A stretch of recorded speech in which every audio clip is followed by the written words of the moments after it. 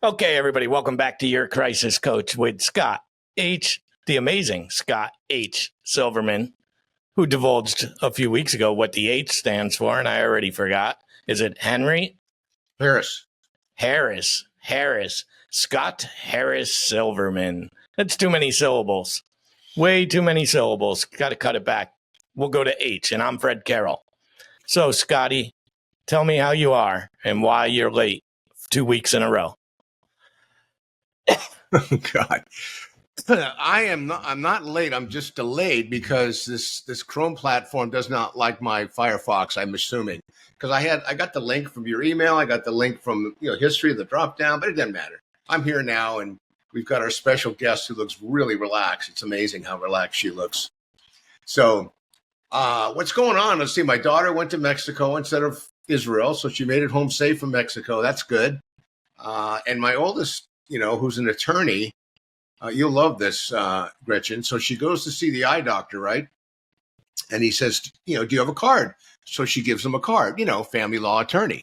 So he goes home that night. He sets it on the kitchen counter, and his wife comes across the card and sits him down and says, "What's going on?" Because it says right there. And he said, "Oh my God, I got it from a client today, and I just wanted to look at her card and see if I can, make referrals, and she can refer to me." Anyway, it was just kind of funny because she called me. She goes, "Oh my God, I never thought about it." I said, "Yeah, it's a little different than my card being left on the counter. People always love to see my card." Anyway, so that was her experience on Friday. She enjoyed that. So everything's going pretty well, Fred.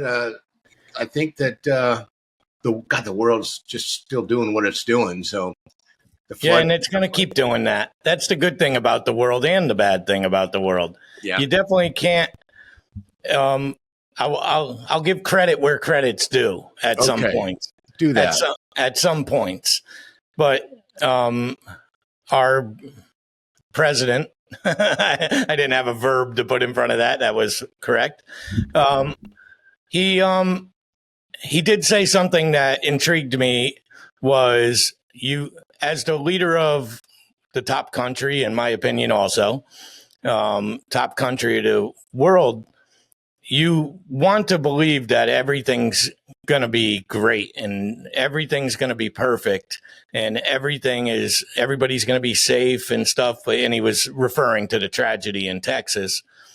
And he said, that's just not how life is. Life doesn't stop for that. So I'll give him credit for that feeling, at least. At least we know he has some humanity to him and there's some human feeling there. But we don't talk politics here, Scott. So let's talk to Gretchen. Gretchen, let me tell you first. Let me tell you first. In kindergarten, the first girl I ever kissed was named Gretchen. No way! It's because you live in Connecticut. Gretchen, and she's from Connecticut. Scott. Gretchen was born in Connecticut. I think I've heard her mention that. Yep. She was born where they make all the submarines.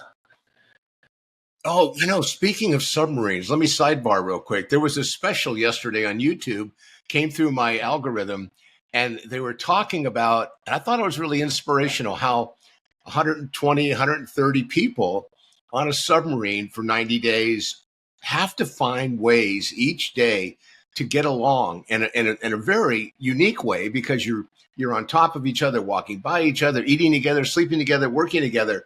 And it was inspirational to listen to the narrator talk about how the tour that they took on the submarine with the filming, how cohesive everything was and how well it flowed and how people walked a certain way when people walked by them and how they had to find ways to really get along because, there's no escaping. And I'm wondering, what is it within that culture that we could find a way to adopt in the world? Years ago, I used to joke that if everybody had to wear a name tag, they probably wouldn't do the kind of things they do out in public. Hi, my name is Scott. You could reach me at, they probably wouldn't act out. So it was really kind of cool.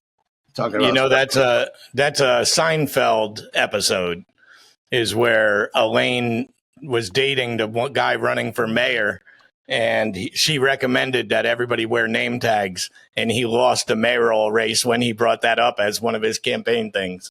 So I don't know if it would work. So let's talk to Gretchen. The ocean diving, free diving woman that she is. Let's hear all about Gretchen. You got 3 minutes, birth to now. Go. Whoa. Military brat. Moved all over the coastal U.S., which may be part of my challenge and baggage is that I'm always trying to make friends because we moved every 2 or 3 years. So, and I ended up in California, and I'm here because of my alcoholism and addiction. I believe that's why Scott asked me on here. So, let's see. Up to ninth grade, I was skinny and cross-eyed. In 10th grade, I started drinking, and the rest is history. Shall I continue? Did you put on some weight and did your eyes uncross? I had surgery. Oh. So I had surgery to uncross my eyes between 9th and 10th grade. I kissed my first boy that summer. I smoked my first weed 2 months later, drank my first drink about 2.5 months later, and went downhill quickly. Well, let me share why you're actually here, Gretchen. Okay. You and I have known each other, I don't know, probably 30 plus years. 30 plus years. As long as you're sober. I think I've got a couple of months on you. And she just told me she was 28. So she told 29. me. It depends when you start the clock. And I've watched Gretchen all these years, and we go to, without breaking her anonymity, we go to a similar meeting. I go regularly, and she's almost always there, if not more than me. And I've watched her grow. I've watched her go. I've watched her go through her ups and downs before she got married, and knowing her for, and still is, and knowing her through her growth personally. She has a heart that is huge. She works with others. She volunteers. She makes a commitment every day to not only help herself, but also help others. So you're here because I honor the ability you have to be present and to be so helpful to others and make such a commitment, not only to your own life, and you do everything I don't. You ride bikes, you're physically fit, you probably, you eat well, and, you travel, and you have a foundation and a platform that I think people envy. You probably don't see that, but I see it all the time. I mean, everyone's watching you and listening to you because they know that if they follow what you do, they have a good chance of being happy, joyous, and free. So that's really why you're here. And you're a good friend, and I love you. Thanks, Scott. If I haven't told you today, I love you. Oh, that's how we end the show. Isn't that great? Now I don't have to say it. I don't have to say it. Yes, you do, Fred. We're working on your trajectory as well. My emotional trajectory. Well, so that's good. So it sounds like what you said was you were on here for your alcoholism, and it sounds like you're on here for your recovery, is what it sounds like. And so first of all, do you think being an Army brat played a role in this? Or military brat? Well, yeah, so Coast Guard brat, and then I end up marrying Navy, interestingly. But no, I don't. I believe that contributed to some of the, I'm going to use a term, character defects that I carry around with me and that affect the way I handle things. But I think alcoholism, you're either, you kind of have it or you don't. And I think that I am just predisposed to kind of that addictive personality. Though I often say I wish I'd be more addictive to working out. I know Scott thinks I work out, but when I compare myself to friends who they get a coach and they ride their bike almost every day and they do these races and do interval training, and I I wish I was addicted like that, but I'm not. I just do it for fun. Wait a And minute, racing. aren't you a riding captain, and don't you have people that you set the pace for, and you're the one that's they're looking to get better? So what? How many miles do you think you ride a week, average, when you're active in your bike riding? Don't have an injury or something, or on vacation? Well, first of all, let me preface it that mountain biking is my preference. And 15 miles on a mountain bike's like 30 miles on a road bike. And so with my mountain biking, I would say I do 50 or so a week. And now I'm throwing in road biking because I turned 65 this Sunday. And every year on my birthday, I have to ride my age. But there's no way I'm going to ride 65 mountain bike miles. So I'm going to ride 65 on the road, which will still be hard. And that'll be exactly 65 more miles than I will ride today, this year. I have a mountain bike. You could try 65 push-ups. Yeah, even that's going to fail. I have a mountain bike that I won about 10 years ago. 10 years ago. And at the time, it was a $800 mountain bike 10 years ago. So it's a good one. It's a decent one. I don't think I've ever sat on it. Ever. It's just sitting in the garage. It looks beautiful. It just sits there. It's a piece of art at this point. Probably has flat tires. No, we keep pumping them up, but Scott doesn't look surprised at all here that I'm not an active guy. I need to get more active. My kids get on me for it. All I do is sit in this office and work on videos nonstop. And that's my addiction, Scott. You finally found my addiction. I wasn't looking for it, Fred. I felt it's sitting on the shelves behind you, and you'll take them off whenever you recognize them. But they're That's there. right. We all have, but you also have a full-time job besides this, right? Yes. So you're pretty busy. I actually timed myself last week, Scott. I work 45 hours a week, regular job, but I worked 82 hours after work on just my side projects. 82 hours I put in after work. Amazing. He needs to get a life, right? Yeah. So Gretchen, back to you. Yes, sir. Share with us a couple of things that you've garnered over the years with your journey that you've been on that you would want others, if you could save them a year or two of, because everyone's got to learn at their own pace and everyone's got to hit their head. But a couple of things that have just really been aha moments for you over time, whether it's in your personal relationship or in your competition of riding or in your recovery path. But what is it, that people may or may not know about you that would be hard to figure out until you actually said it out loud? Well, so one thing is I suffer from anxiety, and I get nervous even when I'm going to be riding with some of my fast friends, to where I don't sleep well the night before. My stomach's upset in the morning. And the crazy thing is, it's like out of my control. I know this is going to happen. I've even gone to counseling to work on, like I was doing this 100-mile mountain bike race in Leadville, Colorado.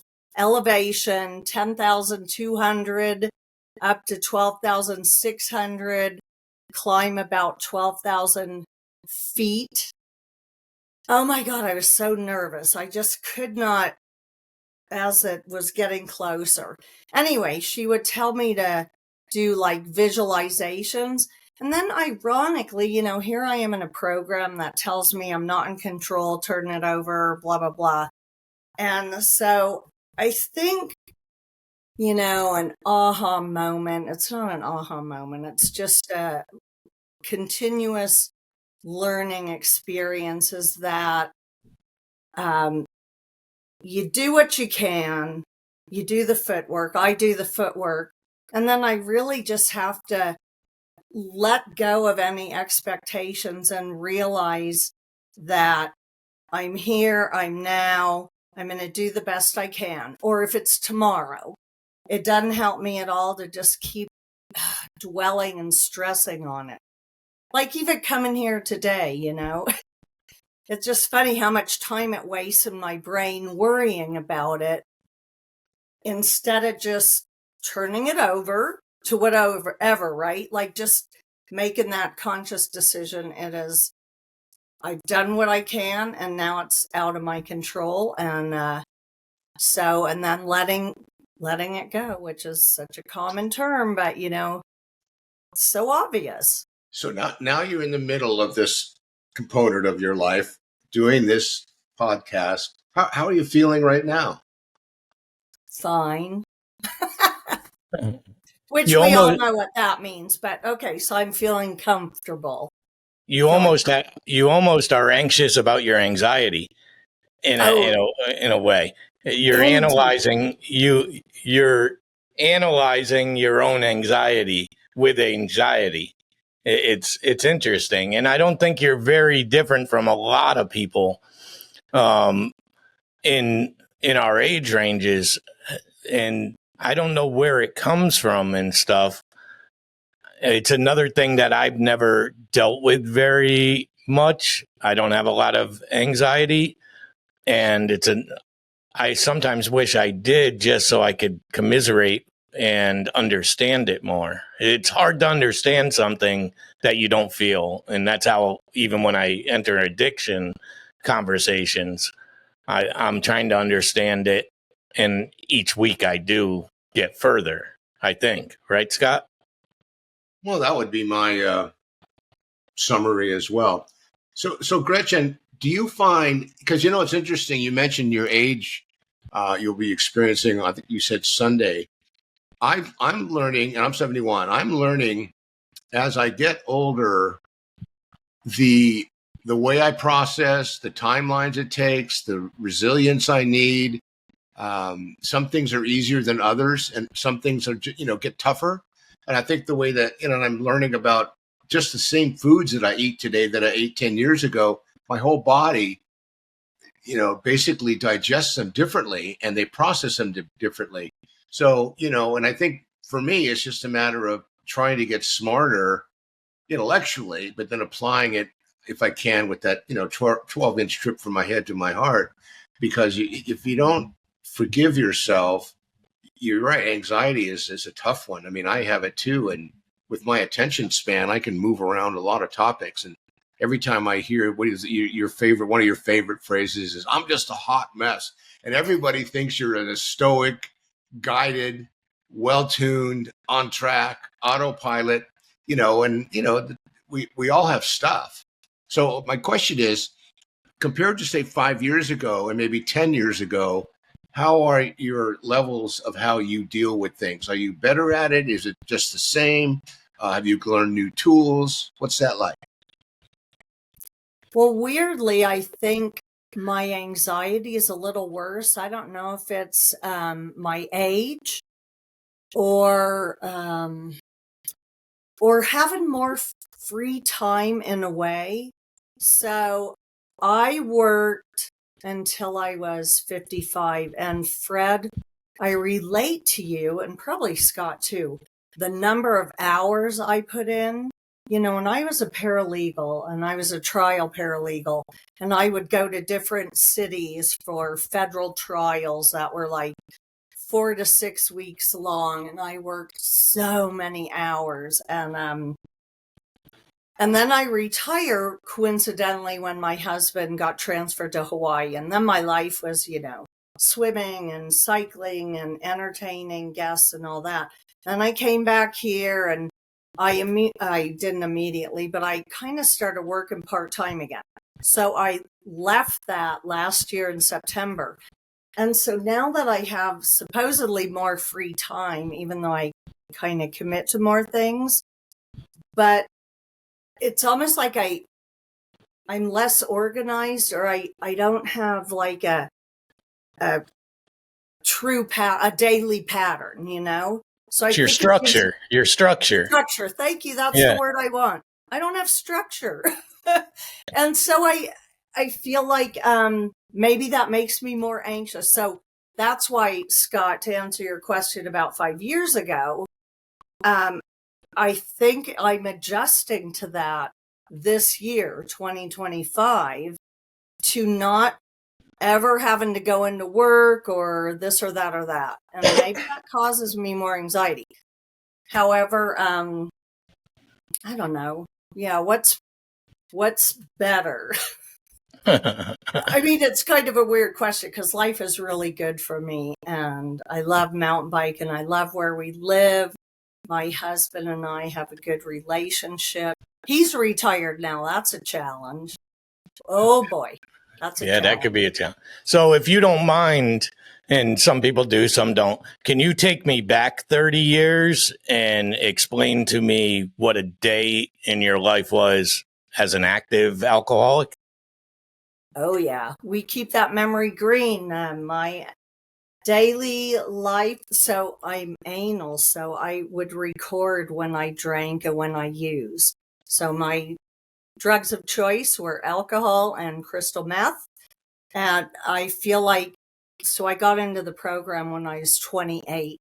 And I feel like alcoholism was very much there, but the crystal meth brought me to my bottom quicker. My family noticed it. I was just, yeah, like a hot mess, like Scott said. So anyway, so my life was, I still had a job. I was a paralegal. I would, you know, try to limit myself to drinking, waiting until Thursday, control it.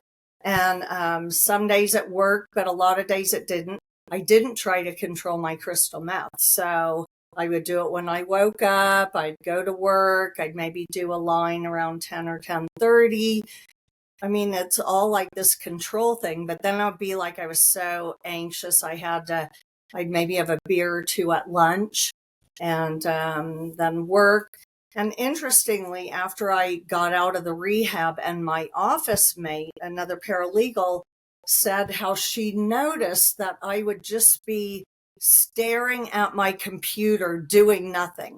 Like I thought I was so productive, but I really wasn't productive. Like the crystal meth got to where it wasn't helping me really be productive anymore. It was just making me, I don't know, like in my head, there was so much going on, but outside, I'm almost like doing nothing. Though there are moments when I'd be very busy. So anyway, so that was my 35 years ago. No, 36 actually. And then, you know, I got into another car accident, drunk driving in Santa Barbara. Total spur of the moment. My boyfriend and I, after drinking all night, decide, hey, let's drive to Santa Barbara. And so we did. And I was driving in the exit to a movie theater and I swerved and got on like a curb and embankment, whatever. Got in a car accident. And around that time, no, it was months later when my family did the intervention. I tried to stop drinking then, but even with the second drunk driving, I did not stop drinking. My blood alcohol was a 0.24. And so another half a year or more went by of me kind of struggling, trying to stop drinking, not stopping, doing it on my own. And then my family did an intervention and I was in a rehab and just writing out that first step, writing out my drinking history, writing out the unmanageability of my life. It finally made me realize I could just not drink normally. So that's my story. I'm sticking to it. So let's pivot real quick. What is it? Because you've been around the recovery program for a long time. And so you've experienced a lot of different things in the path, in the journey of recovery. What would you say, and keeping in mind that others will hear this, so be mindful, what is it you like most about, I'm going to use the word recovery, because I think recovery encompasses more than just meetings. It's, taking the time, getting better at what you do, meditation, writing, reading, playing music, going diving, traveling. So what is it you like most about recovery? And you did enough of the other stuff in that time, but you've been away from it for so long that, recovery, I would say, is probably a good part of your life today, if not, the main highway that you travel. So what do you like the most? So I thought a word I thought of as options, the word I thought of as keeping me focused, support group. So I think, and then growing. So all those things are what keeps me staying involved with a recovery program, is that it takes me out of myself eventually. So it keeps me somewhat on track. I don't have to be working the steps all the time. I don't have to be sponsoring women all the time. I don't even have to be going to meetings all the time, really. Like when I lived in Hawaii, I didn't go to many meetings at all. But by the time I moved to Hawaii, I had 26 years of recovery. So I think that what I do love about staying connected to, for me, a recovery program or a 12-step program, is it gives me, Fred, what did you just call a structure? It gives me a bit of a structure. It keeps me on track with knowing that I'm an alcoholic and I really can't drink. But mostly it makes my life, when I have kind of more challenging times, it kind of brings me back to the simplicity and to not make such a big deal about things, and to help me to work through maybe if I am anxious, and like, oh yeah, I remember, I know what to do here. And also, gosh, I'm working with a sponsee who, oh my God, has so much drama in her life and a lot going on, like a lot. And I know that if she sticks close and doesn't screw up, that things get better and she works through it and she grows, like I have with challenges in my life, And if you ever have friends who are always like in the problem, all they're doing is complaining about the same thing over and over and over. I feel like when you're in a recovery program, you you move to the next phase. You complain for a little bit, but then you move on. So did that answer? Now I've got, hang on, friend. Now I've got the other side of that question. What is it you like least about recovery? And you can't say, oh, I can't do drugs anymore. That you can take things.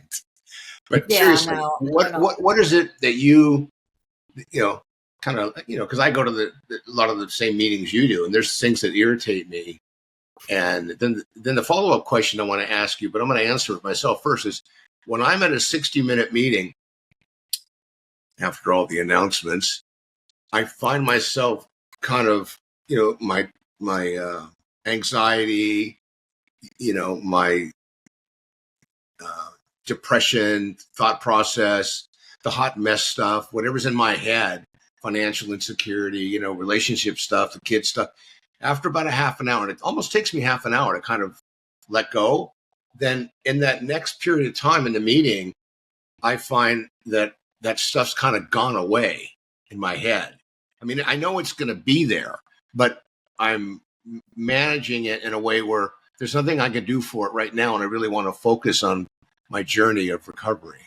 So that's what I do. So first question to you is, what don't you like? And then what happens for you when you're in that meeting? Because I think I heard you say it, that, life's different when you're working on something. It's kind of like when you're exercising, it's hard to be thinking about all the things that have been impacting your life. And if you're focused on not falling on your bike, you're probably focused on, what's good and what's in front of you.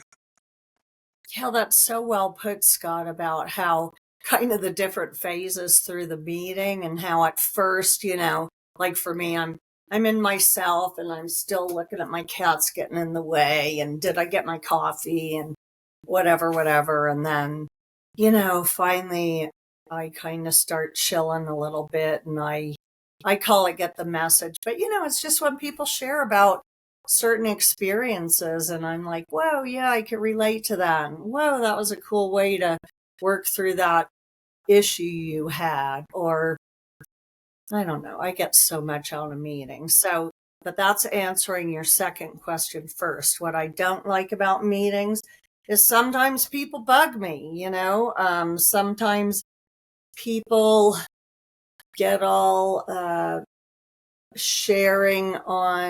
they're not sharing on recovery, they're sharing on Jesus Christ. Whether I believe in Jesus Christ or not, I don't like when people go off on that. As you know, Scott, I am involved in the business end of some Alcoholics Anonymous meetings, and that can get really frustrating. And I sometimes find myself making a snippy comment that was not necessary, but it brings out some of the bad in me. So I need to really, restrain to pen and tongue. How do you know it's snippy? How do I know it was snippy? Sometimes my husband overhears and he'll tell me afterwards. And, sometimes, like, I was driving with a friend to this memorial, and I was talking about someone in the business meeting who had bothered me, and how I had wanted to respond to that person, but I didn't. And she said, yeah, that would have been mean. And so that's what I mean by snippy. My thought, snippy, sometimes it actually makes it to my mouth and comes out. Sometimes it doesn't, and I am able to bite my tongue and be the better person. So, and what is it? I get all this from, growing and being in the program a long time and all that. So, well, what I noticed recently, as you and I were talking before the show, and you're aware that I'm not an addict. And so whenever I'm talking with friends, cohorts, or whoever, and they find out I do a show like this and stuff, and I realized one thing, and I always wondered if you two would fall into this category. It may not bother you, but is it something that affected you? And the thing is, I see that they judge you when you're an addict. You're just a garbage to them. You're an addict. Oh, she's a garbage, all this.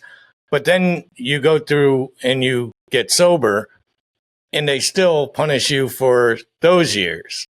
Do you feel that? I mean, because I hear it in people. I hear, oh, yeah, she's recovered now, but she was in such and such and such.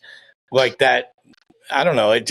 I couldn't imagine being a person that went through what you did and came out better the other side, and still people think of that girl. Do you kind of understand what I mean?